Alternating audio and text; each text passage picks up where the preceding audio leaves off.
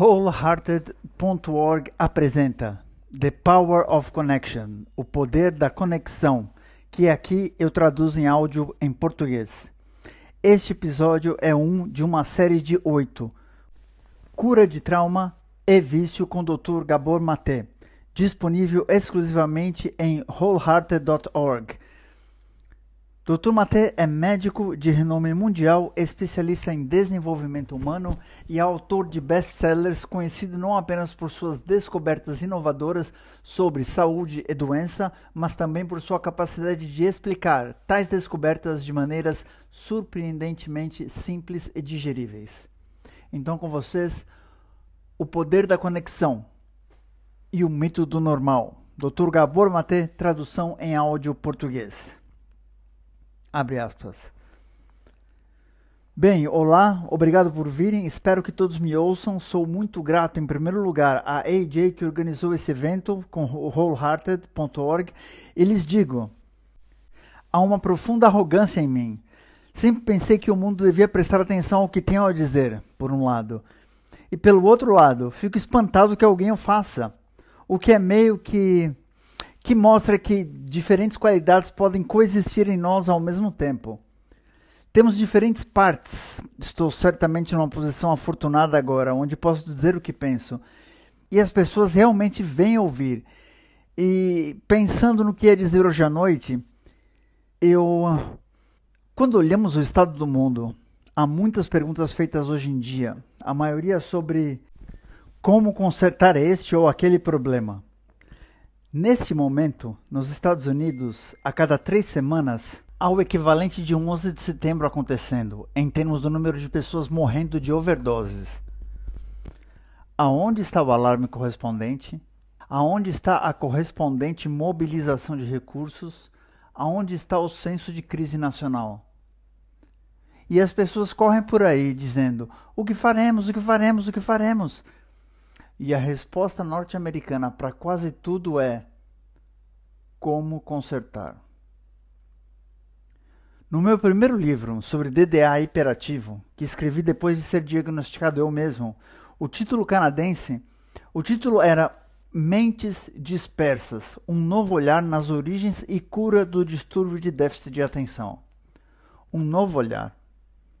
O título americano, quando publicado nos Estados Unidos, foi Dispersos, tirando a palavra mentes, pensando que vocês no sul da fronteira não conseguem entender a palavra, sei lá o que pensaram. Mas é o subtítulo que me interessa, porque o subtítulo que eles deram foi Como o DDA se origina e o que você pode fazer sobre isso.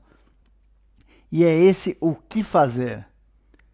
É como eu disse, não, você precisa de um novo olhar. Portanto, o que fazer é sempre a pergunta errada. E essa sociedade sempre pergunta o que fazer sobre racismo, o que fazer sobre bullying, o que fazer sobre terrorismo, o que fazer sobre crise econômica, o que fazer sobre desemprego, o que fazer sobre seja lá o que for. Essa pergunta não é importante. A pergunta importante é sempre por quê?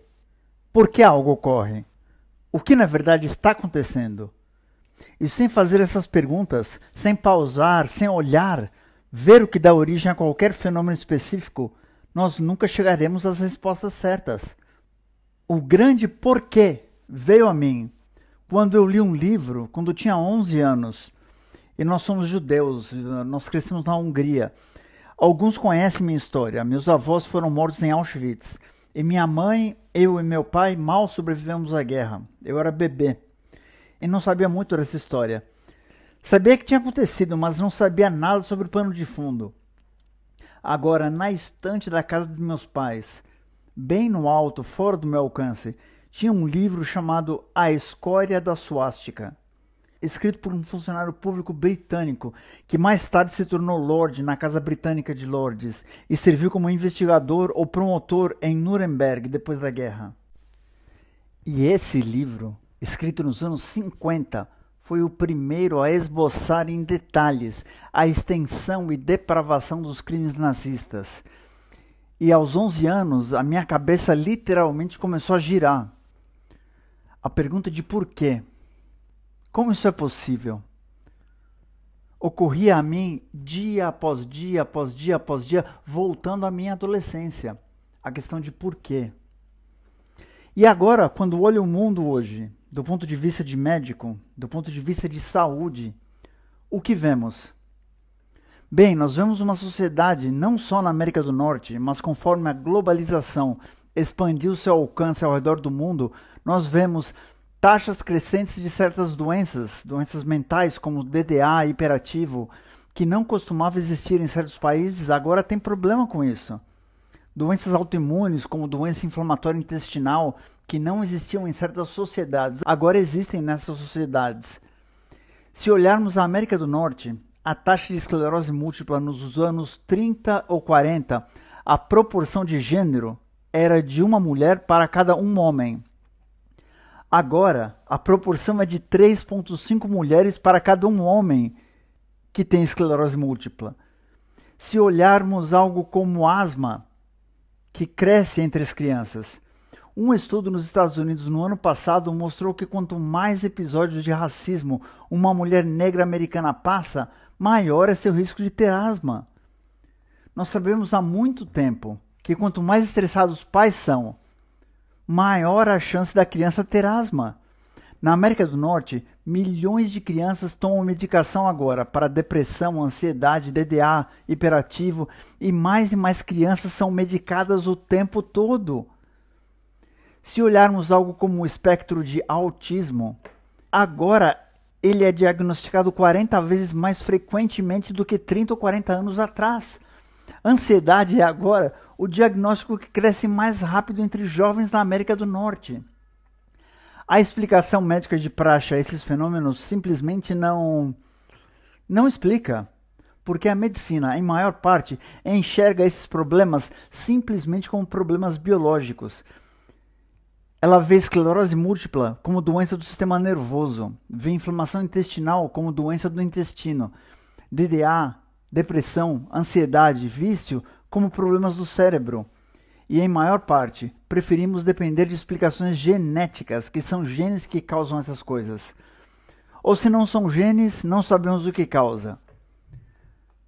Mas fica claro, se olharmos o pequeno fato que mencionei sobre a taxa de esclerose múltipla entre homens e mulheres, se vê na hora que não pode ser genético, porque genes não mudam numa população em 70 anos. E se mudassem, por que mudariam mais para mulher que para homem? Nem pode ser o clima, nem a dieta, porque ambos não mudaram mais para um gênero que para o outro. Algo tem de estar ocorrendo. A taxa de DDA hiperativo, o fato que muito mais crianças são diagnosticadas, isso não pode ser genético. Genes não mudam numa população em 10 ou 5 ou 15 anos. Com certeza há muitos fatores, tais como empresas farmacêuticas de fato empurrando certas doenças, como o DDA hiperativo, e certos médicos que receberam largas quantias para pesquisar essas tais chamadas doenças e promovem soluções farmacológicas sem divulgar isso quando publicam suas pesquisas, o que é bem conhecido também. Mas também é verdade que qualquer um que trabalhe com crianças, professores, psicólogos, conselheiros, nós sabemos que tem mais crianças problemáticas do que costumavam haver em todos os segmentos da sociedade. Então a questão do porquê, a pergunta do que fazer sobre quaisquer desses problemas é totalmente sem sentido. É algum tipo de teoria, algum tipo de explicação sobre o que de fato está acontecendo. Deixe-me dar um enigma ainda maior. Cerca de 13,8 bilhões de anos atrás, então há 14 bilhões de anos, não existia o universo. Sem estrelas, sem terra, sem sol, sem matéria, sem moléculas, sem átomos, sem nêutrons, sem elétrons, sem criaturas, sem seres, nada.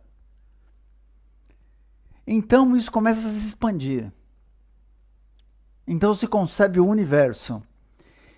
E essas formas chamadas seres humanos que nasceram dessa não matéria há 14 bilhões de anos atrás. Nós amamos e odiamos e vivemos e morremos e procriamos e interagimos e temos emoções complexas e interações complexas. Por quê?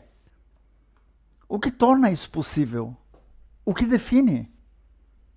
Como aquela emanação inicial resultou neste universo complexo onde temos criaturas vivas especificamente chamadas seres humanos, com vidas tão complexas que fazem tantas coisas que de fato debilitam a própria existência e sua saúde. E fazemos isso no nível social e fazemos isso a nível individual. E fazemos isso a nós mesmos e fazemos uns aos outros. E o tempo todo somos criaturas amáveis e queremos companhia, e queremos significado, e queremos prazer, e queremos transcendência, e queremos pertencer a um universo maior. Não sabemos ficar isolados. Nós temos uma necessidade de aspiração espiritual. Sobre o que é isso? Bem, não clamo ter as respostas a tudo isso. Apenas digo do porquê ser tão importante. Vamos começar por algo básico.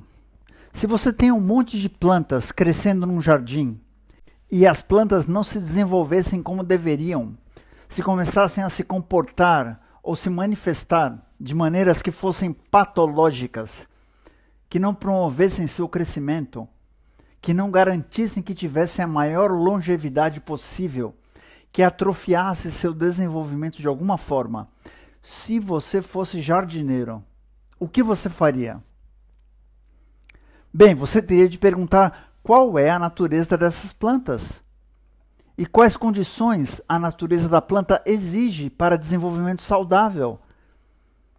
E eu sugiro que, em vez de procurar diagnosticar doenças ou condições ou comportamentos, por que não olhamos qual é a natureza de seres humanos?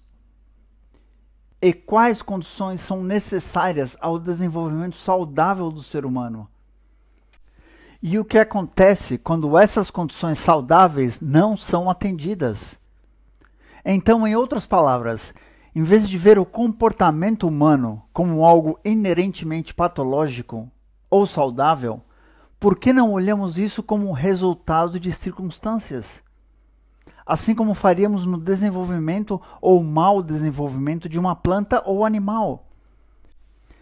Então não vou passar pela evolução inteira com vocês aqui, e pré-história científica, não que eu saiba qualquer coisa de qualquer forma. Mas certamente eu estou interessado no que é natureza humana e quais condições promovem seu desenvolvimento saudável e quais condições menosprezam.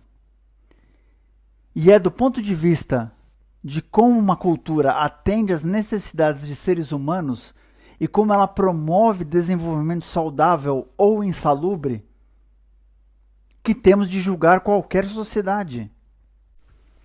Agora nós temos o PIB, o Produto Interno Bruto, que nós medimos, sabe, nesse sistema. É assim que medimos sucesso nesse sistema. É quanta riqueza. Numa sociedade materialista, nós medimos sucesso pela posse ou pelo controle ou pela produção de matéria, de materiais. Isso é o que significa ser materialista. É material que importa. Mas essa é de fato a medida verdadeira de uma sociedade humana? Bem, é uma medida. Mas é uma verdadeira medida de sucesso de uma sociedade? Uma sociedade pode ser dita bem-sucedida porque produz mais matéria, ou controla mais matéria, ou possui mais matéria do que alguma outra sociedade. Bem, eu sugiro que uma medida igualmente importante, ao menos tão importante, de uma sociedade, numa cultura, num sistema, é até que ponto atende às necessidades humanas e quão bem promove desenvolvimento humano saudável e em que grau ou de que maneira o prejudica. Então, qual é a natureza da natureza humana?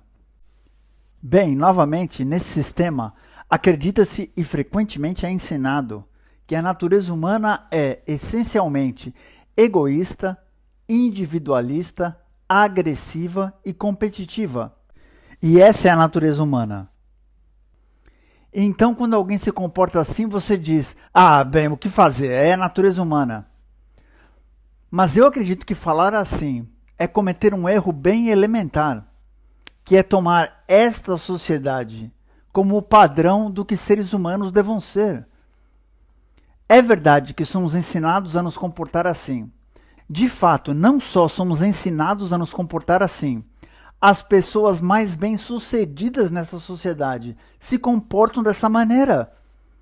É assim que se tornam bem-sucedidas, frequentemente, como todos sabemos, até o ponto de ameaçar nossa própria existência. O egoísmo e a agressão e desejo de possuir e produzir mais e controlar mais está colocando em risco nosso próprio ser. Então, sim, isso é natureza humana. Então, o que fazer então? Isso é só natureza humana. Mas e se isso não for a natureza humana? E se isso for uma distorção da natureza humana? E se de fato nossa natureza exigisse algo inteiramente diferente? Agora, para olhar a natureza humana, precisamos ver como os seres humanos evoluíram através das eras. Milhões e centenas de milhares e dezenas de milhares de anos atrás. E então temos de olhar quais são as necessidades da criança humana. Quais necessidades a criança humana na verdade tem. E quais necessidades o ser humano, na verdade, tem. Em vez de tentar determinar a natureza da natureza humana, por como as pessoas humanas se comportam em certas situações. Vamos olhar do ponto de vista de suas necessidades. Então penso que o que encontraremos não é tanto que haja uma natureza humana que preveja certos comportamentos, porque há tantos comportamentos humanos diferentes. Quer dizer, se pode ter um Hitler que tentou me matar quando eu tinha menos de 1 ano de idade, ou se pode ter um Jesus ou um Martin Luther King. Esses todos são seres humanos. Então, qual é a natureza humana? E se entendêssemos que não é tanto que existe uma natureza humana que preveja comportamentos, mas o que realmente existe é uma natureza humana que significa que temos certas necessidades. E se essas necessidades forem atendidas, nos comportaremos de maneiras previsíveis. E se essas necessidades não forem atendidas, também nos comportaremos de maneiras previsíveis. Então não é nosso comportamento que define nossa natureza, mas nossas necessidades que definem nossa natureza. E os comportamentos refletem a que grau estas necessidades são atendidas ou não atendidas. E se olhássemos desse ponto de vista? Bem, o que encontramos desse ponto de vista? E ao que nos levaria, olhando a natureza humana desse ângulo? Nos levaria a entender o que chamamos de patologia física ou mental. E quando digo o que chamamos, é porque diagnóstico e patologia e assim por diante é apenas uma certa maneira de se olhar a algo. Não reflete necessariamente a realidade, ou pode descrever uma certa realidade, mas não necessariamente explica a realidade. E temos de fazer uma distinção entre descrições e explicações. Então, o que é a natureza humana? Bom, quer dizer, quais as necessidades de qualquer criança humana? E não importa qual criança humana, seja olhando humanos vivendo perto do Polo Norte ou do Polo Sul, no leste ou no oeste, na Europa ou África ou Ásia ou América do Norte. Onde quer que seja, quais são as necessidades da criança humana? Bem, a necessidade essencial da criança humana é por apego, por afeto. Agora, apego é um impulso biológico, por conexão com outro ser humano, e é um impulso essencial porque sem ele não sobrevivemos. A criança humana é a mais imatura, mais dependente e mais vulnerável criatura no universo. Então, sem alguém cuidando dela ou dele, ele ou ela simplesmente não sobrevivem. Então, esse impulso por apego se pode dizer fazer parte da nossa natureza humana. Em outras palavras, nascemos para o amor, que é outra palavra para apego também, afeto. Não apenas o amor da criança ou o apego da criança pelo pai, mas o apego do pai pelo filho ou filha. Então, apego é esse impulso que puxa dois seres humanos juntos, com o propósito de ser cuidado ou para o propósito de cuidar. E claro, apego também puxa seres humanos juntos por razões ao longo da vida. Vejam, seres humanos não viveram da maneira que vivemos hoje, pela maior parte da existência humana. Você escutando agora, se você está numa sala, imagine que uma parede representa o começo da evolução humana, milhões de anos atrás. E a outra parede oposta representa nosso dia presente, nosso momento presente. Portanto, a poucos centímetros de distância dessa parede do momento presente, nós vivíamos em pequenos grupos de caçadores e coletores, agrupamentos de 60 a 80 a 200 seres humanos vivendo juntos. E isso significava que crianças sempre estavam em torno dos pais. Sempre em torno dos pais. Não havia separação. E não só em torno dos pais, mas num grupo inteiro de adultos, todos os quais atuavam como figuras paternas e maternas na vida da criança. Então a criança crescia em meio a uma rede de apegos muito seguros. Seguros no sentido de que todos cuidavam da criança, número 1. Número 2, quando se estuda grupo de caçadores e coletores, eles sempre carregavam seus filhos por toda parte. Os nativos norte-americanos, os papus, carregavam as crianças por toda parte. Na Nigéria, ou Quênia, penso, houve um artigo de jornal cerca de 10 anos atrás, que li, bem divertido, aliás. Alguém, acho que Nairobi, Quênia, abriu uma loja de carrinhos de bebê e não estava indo muito bem. E o repórter perguntou ao dono da loja: como você não está indo bem nessa grande cidade moderna? E ele respondeu: bom, o nosso povo simplesmente não entende porque colocam crianças numa máquina e as empurram. Elas as carregam por toda parte. Bom, agora, não é raro hoje em dia ver uma mãe empurrando um carrinho com a cara no telefone celular brincando com alguma coisa. Nós achamos, sinceramente, que a criança no carrinho cujos pais estão no celular recebem o mesmo tipo de informação sobre o mundo que o bebê sendo carregado no colo ou nas costas ou na barriga dos pais. A terceira coisa sobre agrupamentos de caçadores e coletores, e a razão que falo deles é porque essa é a natureza humana, foi assim que evoluímos. Essa era a nossa natureza. Então a primeira coisa é que pequenos grupos viviam juntos e crianças tinham muitos apegos a adultos, muitos adultos cuidando delas, protegendo-as, orientando-as. Número 1. Número 2, as crianças eram carregadas por toda parte. Número 3, eles não deixavam seus filhos chorando. Eu disse, não as deixavam chorando. Não quero dizer que proibiam chorar. Não tem como proibir um bebê de 2 meses de chorar. Mas se elas chorassem, elas eram imediatamente acudidas. Aqui na América do Norte, de fato dizemos aos pais, ensinamos os pais a não pegar as crianças quando choram. É chamado ensinar a dormir, treinar para dormir. Na verdade, dizemos aos pais para não pegarem seus filhos quando choram à noite, porque queremos que durmam a noite toda. E se as pegarem, elas aprendem que podem te acordar no meio da noite, e sabe, fica difícil, não dá para trabalhar de manhã. Direi algo disso depois. Então essa é a terceira coisa. Eles não deixavam seus filhos chorando. A quarta coisa é que geralmente, agrupamentos de caçadores e coletores não batiam nos filhos. Se o faziam, era apenas numa situação aguda em que o garoto está prestes a rastejar no formigueiro e você pega e dá um tapinha na bunda ensinando a não fazer isso. Mas não há questão de bater como punição. É muito interessante. Eu vou ler... Houve um romance publicado no Canadá sobre a interação dos colonos europeus e os povos nativos das primeiras nações. Esse autor, de fato, voltou aos documentos da época E é um fato registrado que os europeus ficaram horrorizados com as práticas de paternidade e maternidade dos nativos, porque os nativos não batiam nos filhos. E para os europeus isso significava poupar na vara, mima a criança.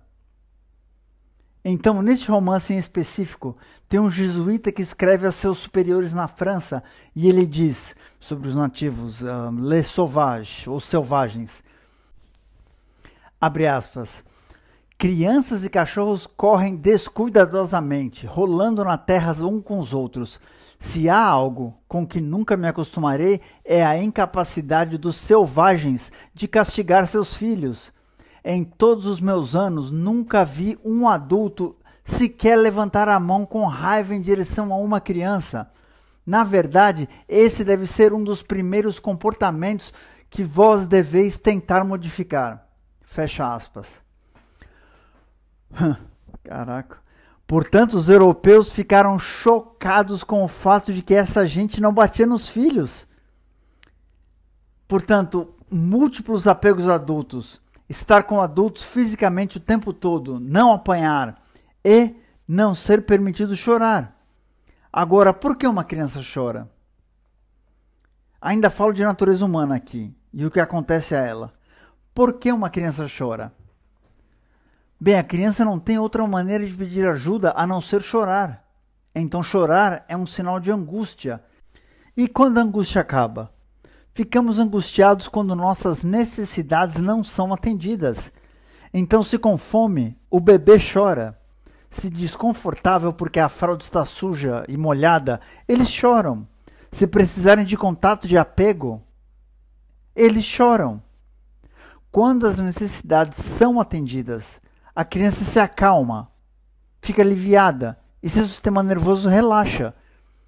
Quando as necessidades são negadas, a criança fica irritada. Quando a criança está irritada, faz com que os hormônios de estresse passem pelo corpo todo para o cérebro.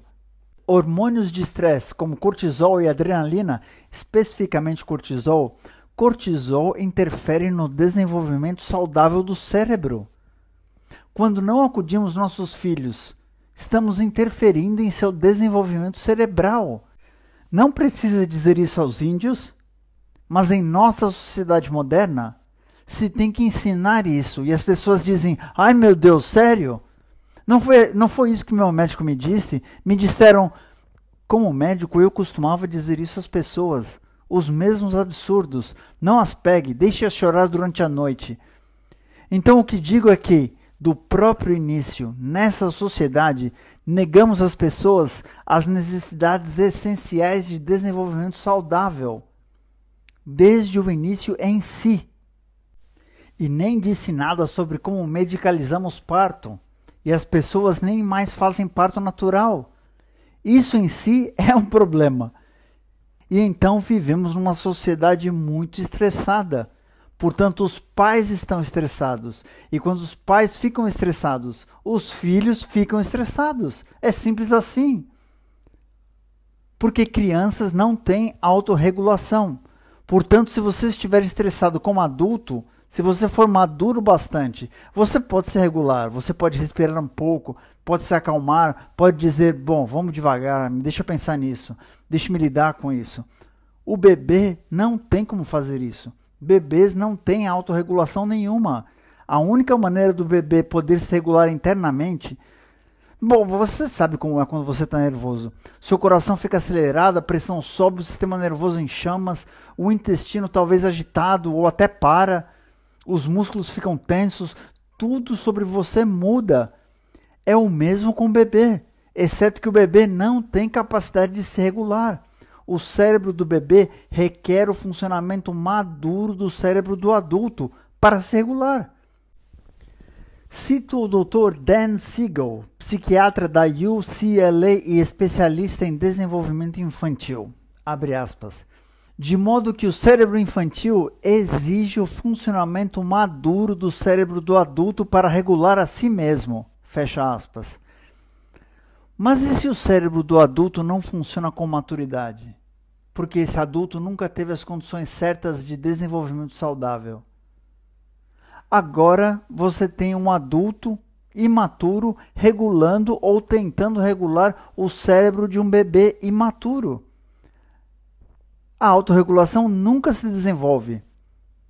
E quando se estressa os pais, bem, por exemplo, eu mencionei asma. Quando se estressa os pais, isso afeta a fisiologia da criança. Porque, deixe-me recuar um pouco. Prosseguirei no porquê com uma explicação, mas deixe-me recuar um minuto. A medicina ocidental, a medicina em que fui treinado, separa a mente do corpo. Então, na mente médica ocidental, e provo isso a vocês num minuto, certas perguntas simplesmente não vêm à tona. Então eu pergunto a vocês na audiência, se nos últimos 5 anos vocês foram algum tipo de especialista, otorrinolaringologista, especialista em ouvido, garganta e nariz, ou gastroenterologista, ou cardiologista, ou neurologista, ou reumatologista, ou dermatologista, levantem a mão. Ok, dá bastante gente aqui. Agora, levantem a mão, novamente, se o seu ologista, de qualquer tipo, perguntou sobre seu relacionamento na infância com seus pais. Ninguém? Ninguém até agora? Ok. Perguntaram se já foram traumatizados? Já perguntaram isso? Já perguntaram como se sentem sobre si mesmos como seres humanos? Qual o seu conceito de si? Se você gosta de si mesmo, se não? Perguntaram sobre estresse no trabalho? Perguntaram isso talvez? Ninguém? Certo. Porque a mente da medicina ocidental separa a mente do corpo. Assim, quando você vem com um problema físico, é só isso que é, um problema físico. O fato que mente e corpo são inseparáveis, não são inseparáveis em teoria, mas são inseparáveis na prática. E não só são inseparáveis, mas na verdade temos a ciência que mostra exatamente quão inseparáveis são. Não é como se isso fosse medicina voodoo. Isso é ciência atualizada. Apesar do fato da ciência mostrar a união, a prática as racha em dois. E não só separamos a mente do corpo, as emoções da fisiologia, nós também separamos o indivíduo do ambiente. Mas voltamos ao exemplo da mulher negra que sofre racismo, aumentando assim seu risco de asma. Ou a criança cujos pais estão estressados e, portanto, mais propensas a terem asma. Vemos, número 1, que emoções não podem ser separadas da fisiologia. Porque, de alguma forma, apagar este episódio aumenta a chance de seus pulmões se inflamarem e suas vias aéreas estreitarem, o que é asma. O que significa que a emoção, o que seja que sentiu, provavelmente raiva, deprimida ou vergonha, o que quer que tenha sentido, na verdade afeta a fisiologia de seus pulmões. E se seus pais estão estressados, isso também afeta a fisiologia dos pulmões. Em outras palavras, a separação é não científica e é insustentável na vida real. Mas isso também leva a outra pergunta. Por que tantos pais estão tão estressados nos dias de hoje? O que está acontecendo cultural e socialmente? E além disso, se você olhar aquela mulher afro-americana asmática, a asma é uma manifestação de nossa própria patologia ou é reflexo de uma doença social? O que, no caso, seus pulmões simplesmente estão refletindo um problema histórico nesse país. O país é os Estados Unidos, mas é o mesmo para todos os outros países, o Brasil muito incluso. Continuando. Em outras palavras, as separações são ilegítimas, elas são não científicas, são ideológicas ao invés de reais. E esta não é uma ideia nova. O Buda disse 2.500 anos atrás. Bem, ele falava sobre o que chamou de núcleo interconectado dos fenômenos que surgem. Núcleo interconectado dos fenômenos que surgem, simplesmente ele quis dizer que tudo é conectado a tudo mais. Ele disse, Contemple todas as condições, próximas e distantes. Ele diz, olhe uma folha ou uma gota de chuva e contemple todas as condições, próximas e distantes, necessárias para a existência dessa folha ou gota de chuva. Obviamente, se você olhar uma folha, ela contém o sol, a fotossíntese, o efeito da luz. Obviamente, sem o sol, não haverá folha. O céu de onde cai a água que irriga a planta, que então produz a folha. E a terra, os minerais, os nutrientes e os materiais que compõem a substância da folha. Então a folha contém a terra, o sol e o céu. E Buda disse, todo fenômeno depende da existência de todos os outros fenômenos. E ele disse, sem os muitos não pode haver o um, e sem o um não pode haver os muitos. Se você olhar estresse nos pais, também não é um fenômeno individual. Contemple todas as condições próximas e distantes que levam ao estresse desse pai. Então calha que crianças hispânicas de Porto Rico em Chicago têm taxas mais altas de asma do que outros grupos étnicos. Elas também têm famílias mais estressadas do que outras famílias. Agora, isso é um problema individual familiar ou isso reflete um problema social? Em outras palavras, o que lhes digo é que não existe condições em seres humanos, físicas ou mentais, virtualmente. Virtualmente quero dizer que existem algumas exceções. Mas virtualmente não existem condições em seres humanos que chamamos de patologia que não reflitam contexto e questões sociais e culturais. E não podemos entender nada disso sem olhar a imagem mais ampla. E é muito interessante, a medicina é muito interessante assim. Se você for a um dermatologista com a pele inflamada, que tipo de creme eles vão te dar? Alguém sabe? Creme de esteroide, certo? Se você for a um reumatologista com a articulação inflamada, que medicação eles vão te dar? Esteroides com muita frequência. Se você for a um especialista de pulmão com asma, que tipo de inalador você receberá? Esteroide, certo? Se você for a um gastroenterologista com o intestino inflamado, que tipo de medicação você recebe? Esteroides. Agora, o que são esteroides? São cópias de cortisol. O que é cortisol? É o hormônio do estresse. Nós tratamos tudo com hormônios do estresse. Talvez nos deva ocorrer que estresse tenha algo a ver com o aparecimento dessas condições e que estresse não é um problema individual, estresse é um problema social. Portanto, se vemos mais dessa ou daquela condição, vamos considerar que estamos olhando para a manifestação de algo na cultura. Voltando à esclerose múltipla, por exemplo, por que mulheres? Bem, e se entendêssemos o que é a minha perspectiva, que é uma condição em muito causada por estresse e é em muito uma doença de pessoas que assumem estresse demais em suas vidas, involuntariamente. Bem, vamos olhar essa situação para mulheres. O que mudou de 70 anos para agora?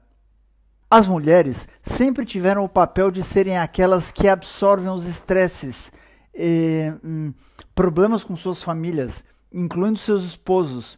Então, quando você vê que o número de mulheres recebendo medicação anti-ansiedade ou antidepressivos sendo muito maior historicamente do que homens, isso reflete a fraqueza da mulher?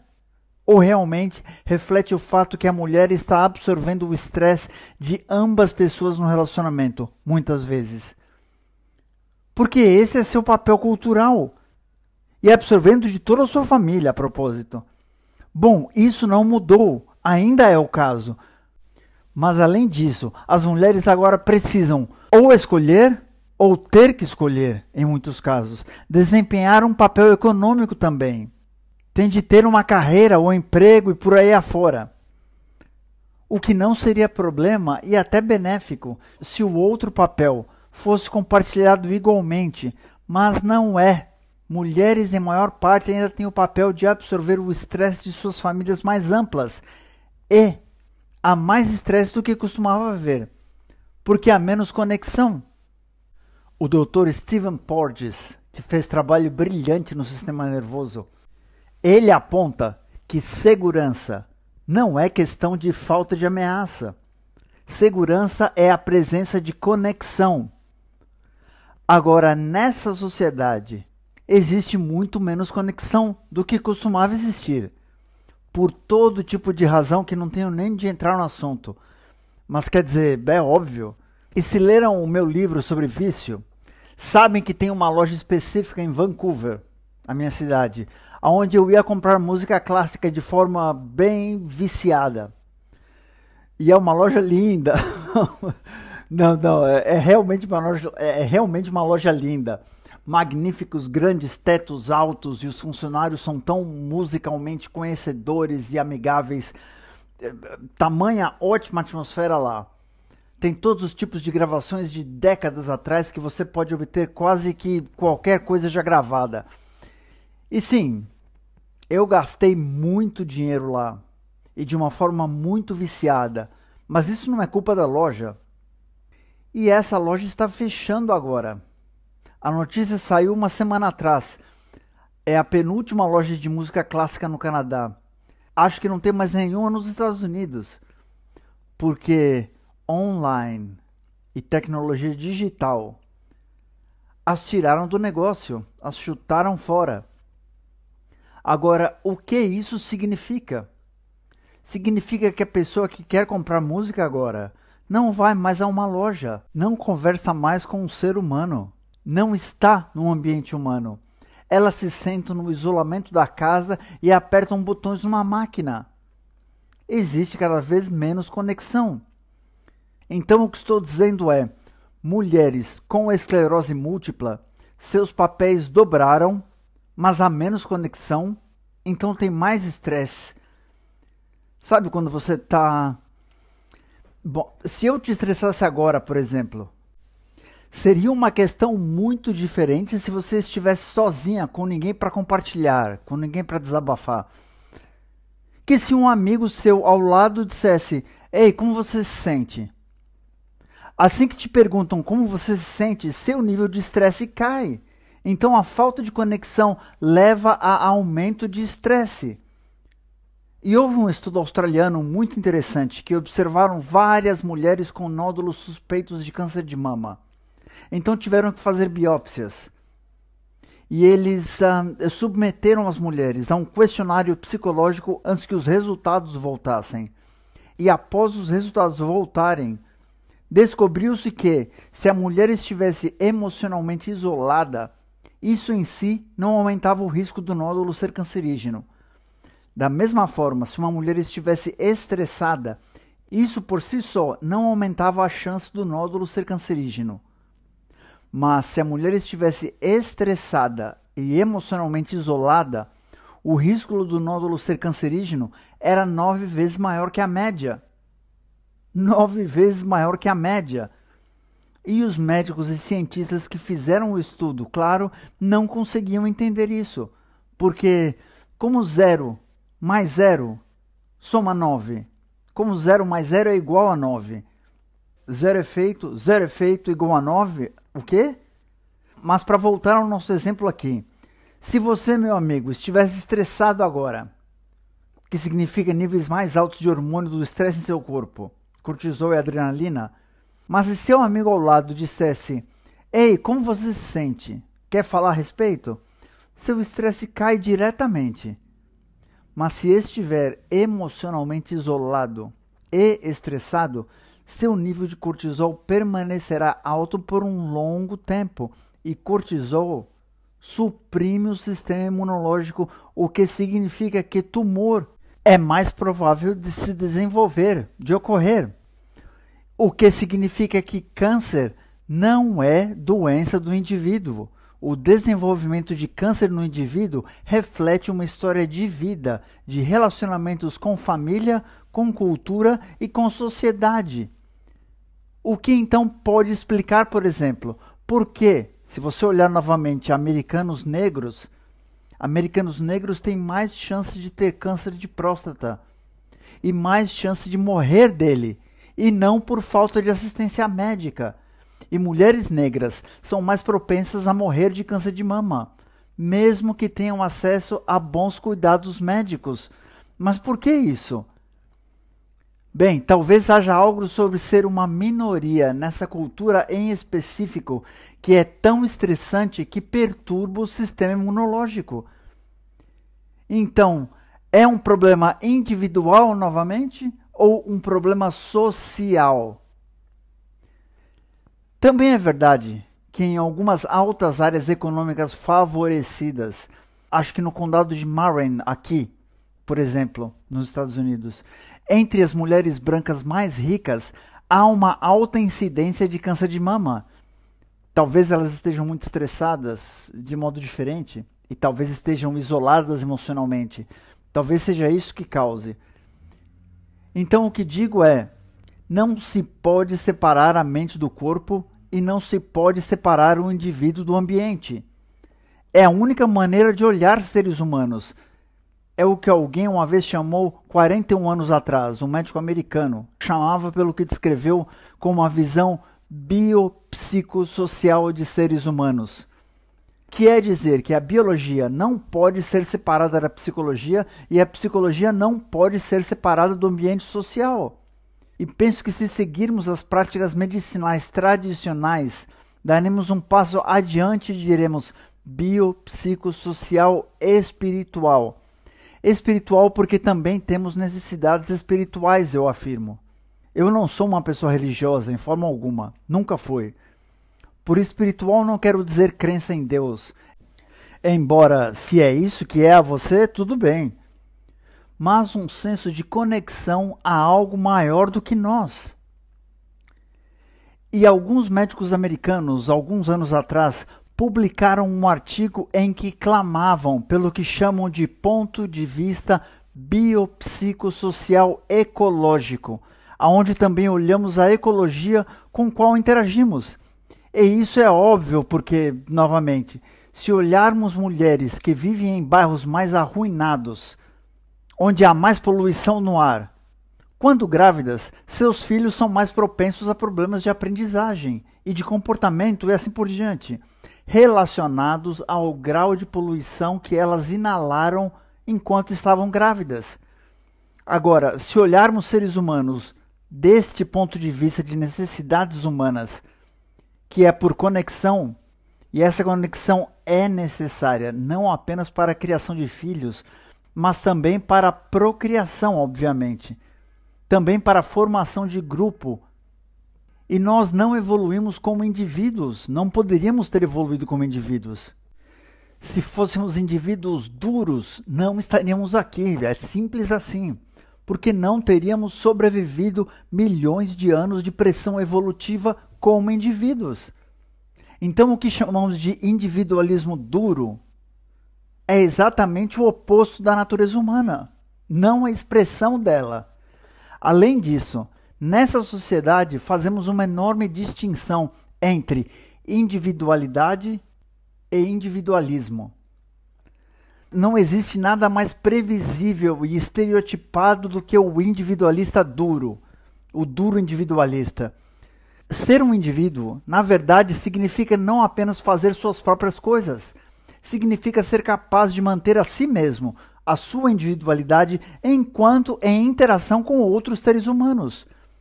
Então você está conectado, mas ainda é um indivíduo.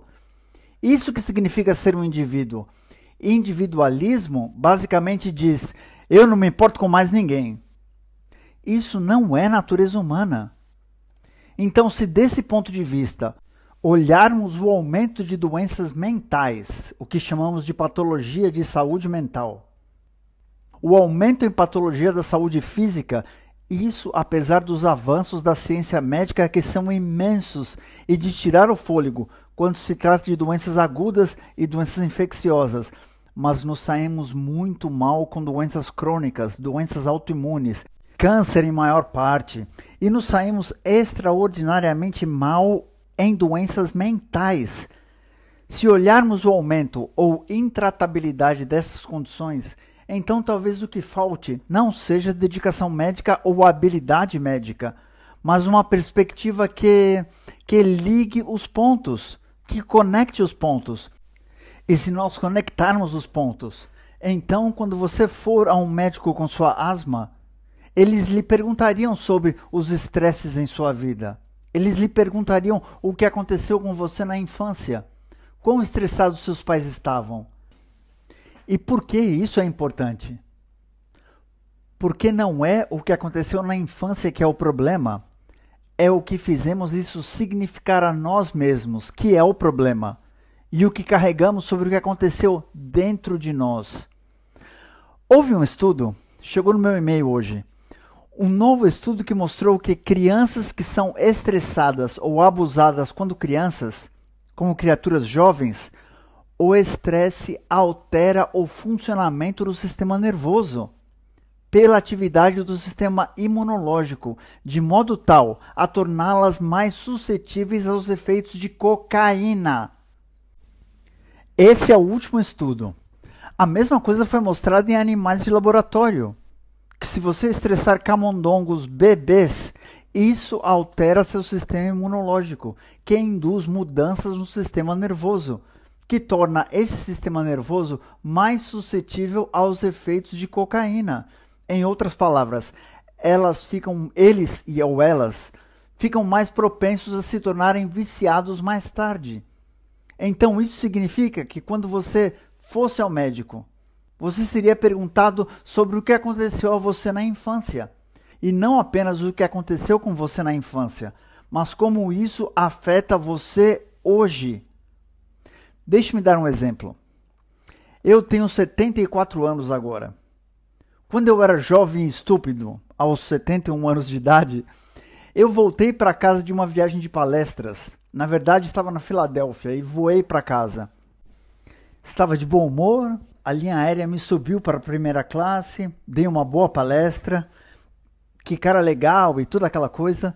Aterrizo no aeroporto e minha esposa deveria me buscar e recebo um SMS dizendo: ainda estou em casa, ainda quer que vá buscá-lo? Eu respondo com uma mensagem bem concisa e com raiva: deixa pra lá. E pego um táxi para casa, chego e mal olho para ela. Ela me faz perguntas e eu meio que rosno. E faço isso até o dia seguinte. Isso depois de 46 anos de casamento. E ela finalmente diz: já basta, né? E posso relatar com grande orgulho que depois de um dia fui capaz de parar. O que alguns anos atrás levava muito mais tempo. O negócio é o seguinte: eu estou casado com essa mulher há 46 anos, juntos naquela época há 48, 3 anos atrás. Ela é artista, na verdade. Essa é a arte dela atrás de vocês.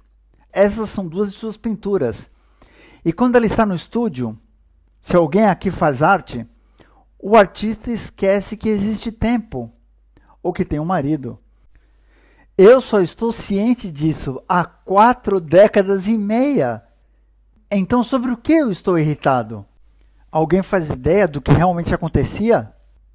O que acontecia? Ela esqueceu, e aí? Por que estou com tanta raiva que eu nem falo com ela? Alguma ideia? Vocês dizem apego? Sim, apego, e aí? Me faltava o apego, sim, mas por que em vez de estou em casa agora, estou feliz de te ver, do que estou com raiva e por que nem olho para ela? Sim, então o que realmente acontece é abandono. Sim, abandono. Eu, de repente, sou um bebê abandonado. E bebês abandonados, quando vem a mãe novamente. Espera, eu não fui um bebê abandonado. Porque quando tinha 1 ano de idade, eu fui entregue a uma total estranha na rua em Budapeste. Uma mulher cristã que me contrabandeou a um local seguro e não vi a minha mãe. E isso foi sob os nazistas. Eu não vi minha mãe por 6 semanas. Quando eu a reencontrei novamente, eu nem olhei para ela por vários dias. Isso é simplesmente a retirada emocional da criança para a autoproteção. Isso diz: me machucou tanto quando fiquei aberto e vulnerável a você, que não vou fazer isso novamente. Então eu me fechei. Estou certo que muitos aqui se reconhecem nisso. Que quando está num relacionamento e percebe a si mesmo, ou percebe a outra pessoa como tendo te ferido, a sua reação é de se retirar e ficar meio mal-humorado. Agora, sobre o que é isso?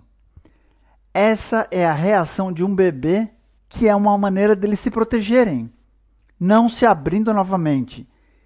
Mas isso é 70 anos depois. Mas vocês podem imaginar que por aquelas 24 horas que eu não converso com ela, que eu nem olho para ela e estou preso na raiva, o que acham que está acontecendo no meu corpo? O que acham que está acontecendo dentro do meu corpo, fisiologicamente? Altos níveis de estresse. Agora, James Baldwin, um escritor, falou sobre a experiência negra americana. Ele disse que ser um homem negro, estou parafraseando porque não lembro as palavras exatas, mas ele disse: ser um homem negro é estar em constante estado de raiva reprimida, o que é altamente estressante. Então tome uma condição como pressão alta, que é mais prevalente entre, novamente, homens negros americanos. Ah, espera, isso tem que ser genético. Não, não é genético. Porque os seus parentes biológicos na África não têm pressão alta. A ciência médica diz, não sabemos o que causa pressão alta. Então, de 100 pessoas, talvez 5 têm pressão alta, por causa de alguma outra condição, doença renal ou algum distúrbio hormonal.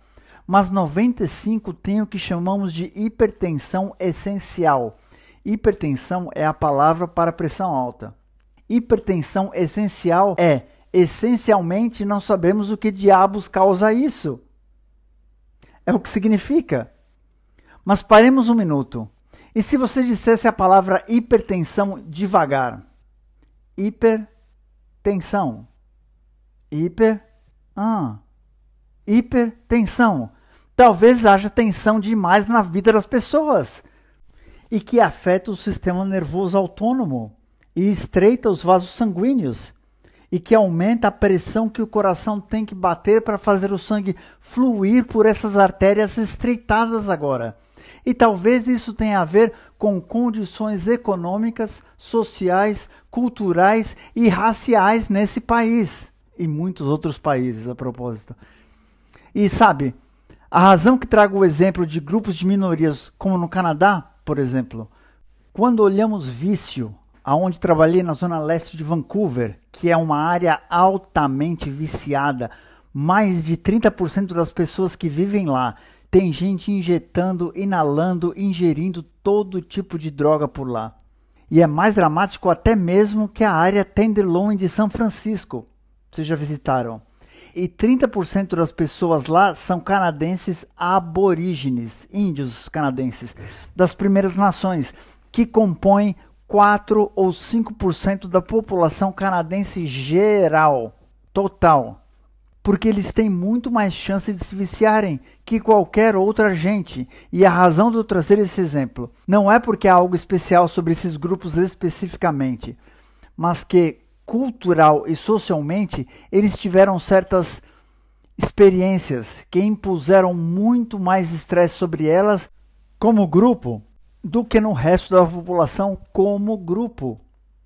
E não tenho que contar sobre a história nesse país, no meu país, Canadá.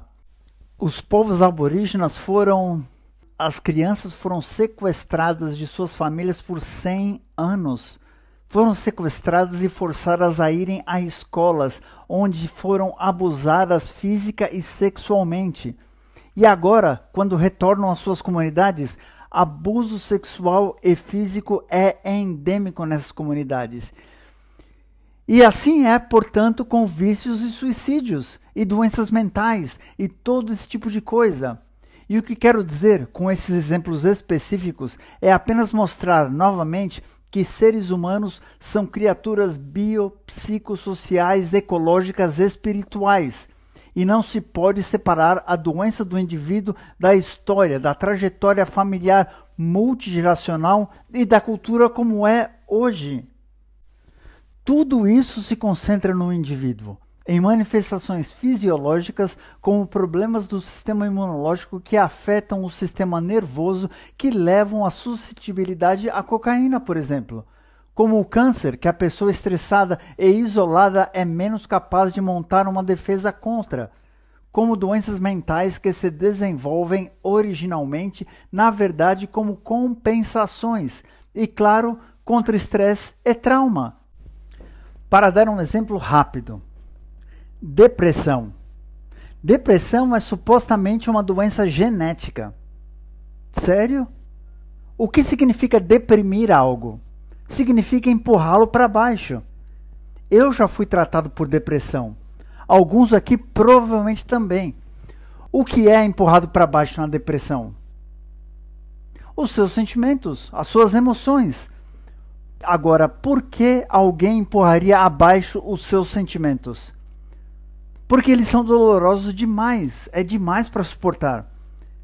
Em outras palavras, o empurrar abaixo de seus sentimentos se torna um mecanismo de enfrentamento num ambiente onde você não é permitido sentir, porque seus sentimentos ameaçam seus apegos. Você aprende então a sobreviver empurrando seus sentimentos abaixo, e 15 anos ou 30 anos depois, você é diagnosticado com depressão. Agora você tem esse problema médico biológico e lhe dão uma pílula. Agora, eu não venho aqui para formar contra a farmacologia. Eu tomei antidepressivos, eles me ajudaram, eles funcionam às vezes. Mas eles não são a resposta. Porque a resposta é como essa experiência infantil se manifesta na sua vida hoje. Bem, no meu caso, ela se manifesta por quando há qualquer indício de abandono, mesmo quando não há abandono, mas tem apenas algo semelhante, algo que se assemelha. Porque, quer dizer, aqui essa mulher com quem eu conto para contato social, emocional e físico, não aparece no aeroporto e de repente eu sou um bebê de 1 ano abandonado pela mãe. Porque essa memória é carregada em meu cérebro. É assim que aparece, ok? Ou depressão ser resultado do fato que quando criança, dado o ambiente que me encontrava, tive que aprender a reprimir meus sentimentos porque expressar meus sentimentos ameaçaria meu relacionamento de apego, sem o qual eu não podia ter sobrevivido. E que asma é função do fato de eu ter crescido num ambiente estressado e não sei como regular meus próprios estresses.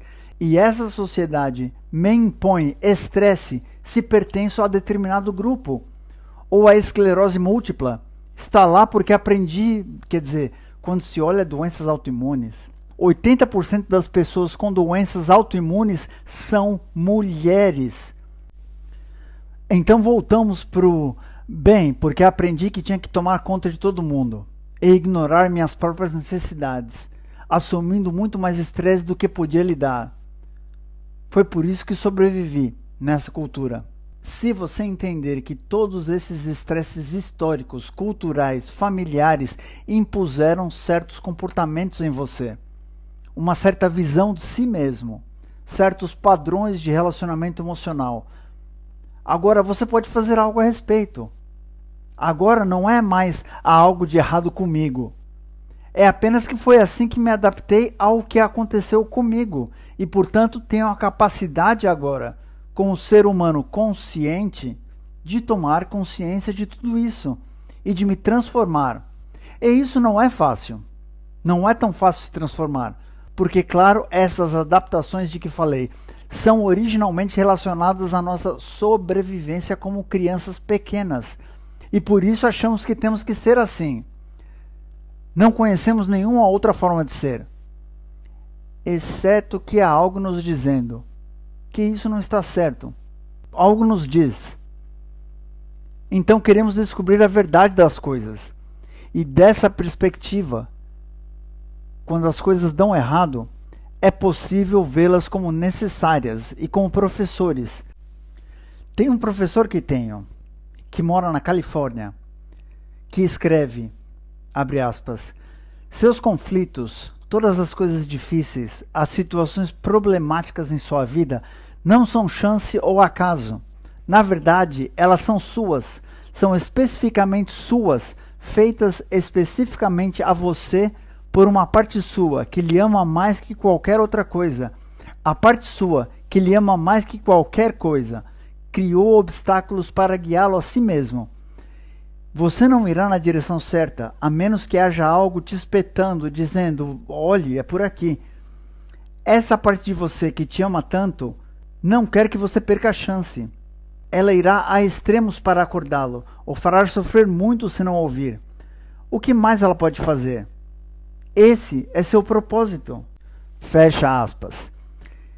E desse ponto de vista, podemos olhar problemas individuais como depressão, DDA hiperativo, esclerose múltipla e qualquer coisa como um problema para se livrar, ou podemos olhá-los como sinais de alerta de que estamos fora de sincronia com nossa verdadeira natureza, de que estamos desalinhados de alguma forma com quem na verdade somos.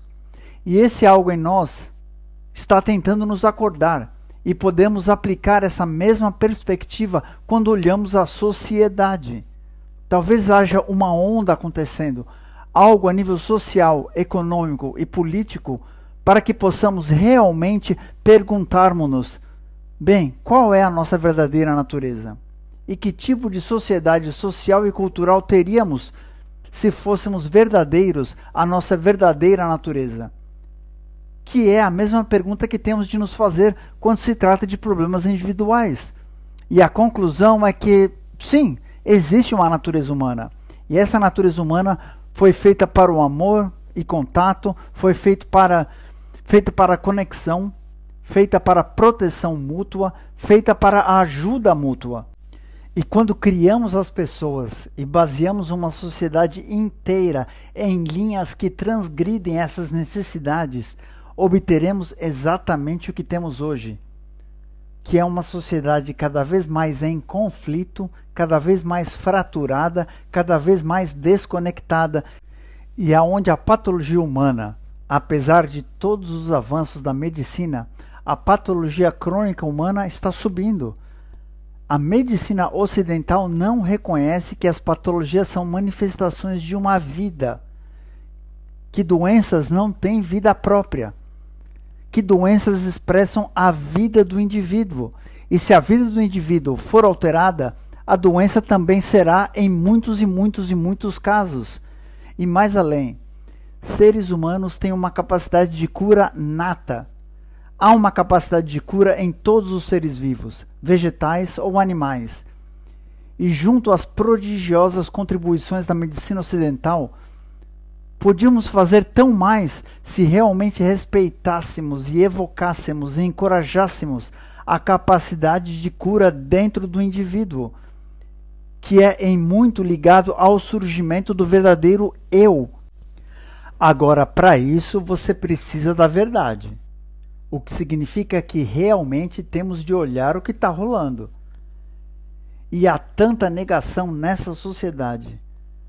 A minha própria profissão é um exemplo de primeira. O médico comum não ouve as informações que lhes dei sobre asma. Eles não conseguiriam nem explicar, embora a fisiologia seja direta. Por todo o trauma nessa sociedade, o médico comum não ouve a palavra trauma em todos os anos de treinamento. Não que tenham uma palestra, não que tenham um curso, eles nem ouvem a palavra, exceto no sentido físico, no trauma físico. Professores não são ensinados que o cérebro da criança humana ainda está em desenvolvimento e que a condição ao desenvolvimento saudável do cérebro é a presença de adultos responsivos que respondem e que nutram. Que as escolas não são fábricas de conhecimento, elas são lugares onde desenvolvimento humano precisa ser nutrido. Essa é uma proposta bem diferente para um sistema educacional. E os tribunais não entendem, claro. Penso que se alguém se comporta mal, é uma escolha que fazem. Portanto, precisam ser punidas. Por alguma estranha razão, certas minorias têm que ser punidas mais do que a média. Como em meu país, 5% da população é nativa, Índia. 25% das populações carcerárias são nativas, índias. E claro, quando você faz a pergunta, se a ciência é tão direta, como eu acredito que seja, e as conclusões claras, como creio que sejam, por que não as abraçamos e as seguimos e fazemos algo a respeito? Bem, a razão disso é óbvia. Porque se tudo que disse for verdade, e acredito firmemente ser verdade, e se for, tudo teria que mudar. Como ensinamos pais teria que mudar, como tratamos famílias teria que mudar, como apoiamos pais jovens teria que mudar, como aprovamos leis teria que mudar, como aplicamos as leis teria que mudar, como educamos as pessoas teria que mudar, como administramos a economia teria que mudar. Temos que fazer algo diferente. Bem, chegar a esse algo diferente tem que começar por uma investigação, e espero ter dito bastante para encorajá-los a continuar nesse caminho de investigação. Muito obrigado. Wholehearted.org. Este programa reflete uma colaboração especial entre o Dr. Gabor Maté, Wholehearted Publishing. Nosso trabalho conjunto é dedicado a difundir a mensagem central de Gabor de que cura é possível. Abre aspas, Gabor nos ensina que o caminho para a totalidade é através da autenticidade, consciência e agência. A contribuição de Gabor para a humanidade é simplesmente inestimável. AJ, produtor executivo. Muito obrigado por ouvir e espalhem a mensagem, se assim sentirem.